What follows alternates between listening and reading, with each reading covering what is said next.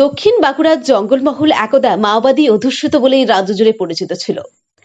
এলাকায় সেভাবে ছিল না শিক্ষা স্বাস্থ্য পরিষেবা।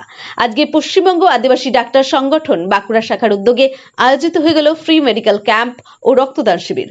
যে শিবিরে 28 জন রক্তদাতা রক্তদান করেন, তার মধ্যে 3 জন মহিলা ছিলেন বলে জানা যায়।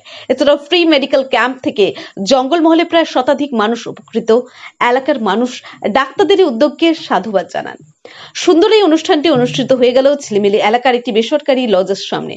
অনুষ্ঠানে উপস্থিত ছিলেন পশ্চিমবঙ্গ আদিবাসী ডাক্তার সংগঠন বাঁকুড়া শাখার সদস্যরা ছাড়াও এলাকার মানুষজন। বাঁকুড়া এক্সপ্রেস টিভির মুখোমুখি হয়ে এই কর্মসূচি নিয়ে কি প্রতিক্রিয়া দিলেন ডক্টর সোমেন্দু বেশরা। নমস্কার, আমি পশ্চিমবঙ্গ আদিবাসী ডক্টরস অ্যাসোসিয়েশনের একজন সক্রিয় সদস্য। আমি আজ এখানে উপস্থিত হয়েছি হুল দিবস উপলক্ষে। আমাদের আগাম কিছু কর্মসূচির আয়োজন করা হয়েছিল। সেই উপলক্ষেই আজকে আমাদের বিনামূল্যে স্বাস্থ্য পরীক্ষা, রক্তদান শিবির এবং স্বাস্থ্য সচেতনতা শিবিরের আয়োজন করা হয়েছিল। এবং আজকে এই রক্তদানে আমাদের 3 জন মহিলা রক্তদান করেছেন এবং 25 জন পুরুষ রক্তদান করেছেন। টোটাল 28 জন আমাদের রক্তদাতা ছিলেন।